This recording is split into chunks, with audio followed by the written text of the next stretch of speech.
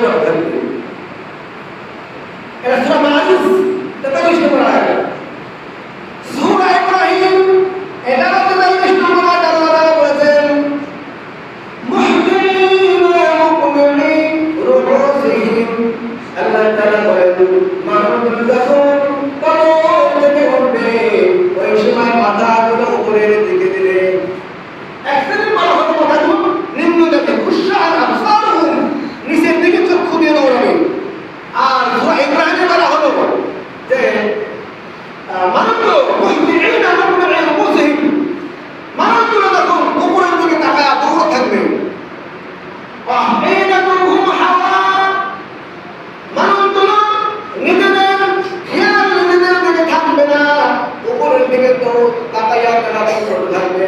ফলে তাদের অন্তরাত্মা কোনো বিহ্বল হয়ে যাবে, বিকল হয়ে যাবে। চিন্তা উপরের দিকে টাকা দৌড়াতে কতটুকু দৌড়াতে পারেন। এখন তাদের কোন দিকে একটা হাদিস আমি বলেছি যেখানে বলা হয়েছে আন আবি হুরায়রা রাদিয়াল্লাহু তাআলা আনহু قال قال رسول الله صلى الله عليه وسلم يحشر الناس يوم القيامة ثلاثة أصناف মানুষগুলো যখন কবর থেকে উঠবে তারা তিন ভাগে ভাগ হয়ে কবর থেকে উঠবে। এক নম্বর হলো সিনদাম মুসাদাম।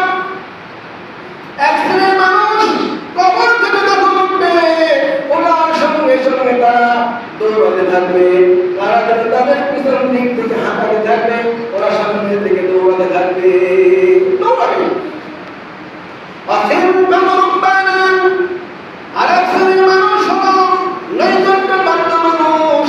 যে মানুষগুলো কবর থেকে ওঠার পরে সঙ্গে সঙ্গে তারা দেখতে পাবে তাদের জন্য কবরের পাশে তাদের জন্য বাহন প্রস্তুত করা রয়েছে।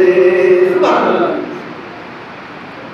মহাশ্রমিকরা আমার ব্যাখ্যায় লিখেছেন দুনিয়ার জমিনে যেই মানুষগুলো ভালো কাজ করেছে, নেক আমলগুলো করেছে, এই নেক আমলগুলোকে সেই দিন তাদের বাহনের স্রোতে তার কবরের সামনে হাজির করা হবে। কবর দিনের পর বান্দা ওই বাহনে যখন বসবে ওই বাহনটা একসাথে আল্লাহ তাআলা আরশে আযমের তলায় তাকে নিয়ে যাবে। সুবহানাল্লাহ। তাহলে বলুন তো নেক কাজ করা দরকার আছে না নাই? এজন্য আল্লাহ তাআলা কুরআনুল কারীমে সময়ের একটা সূরা নাযিল করেছেন ওয়াল আসর। আল্লাহ তাআলা সময়ের কসম করেছেন, সময়ের কসম। ইন্নাল ইনসানা লাফি খুসর।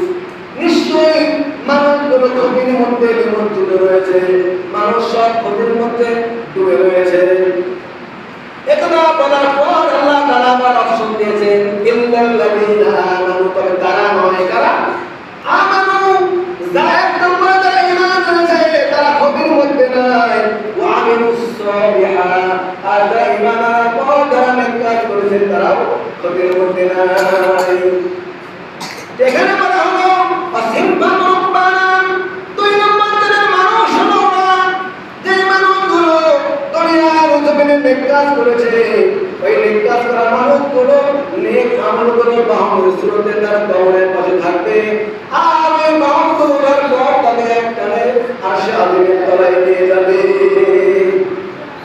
তিন নম্বর শ্রেণীর লোক হলো অসিনবান আলা উজুহিহিম।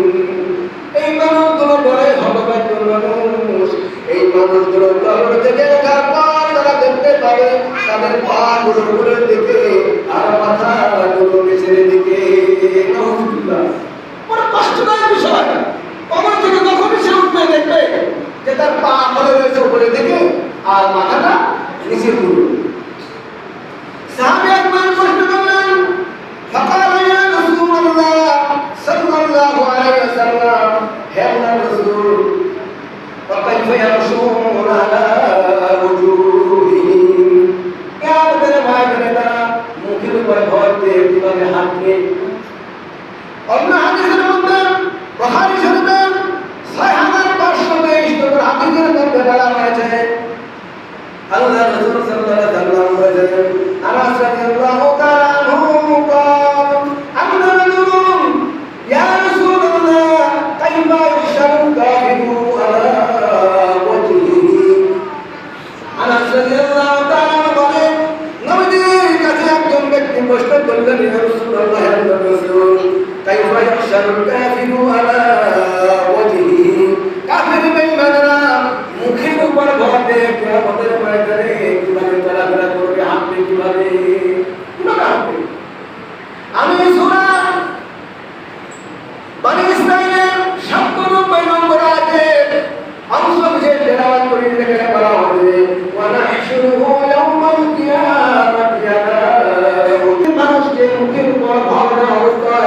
থেকে উঠাবে।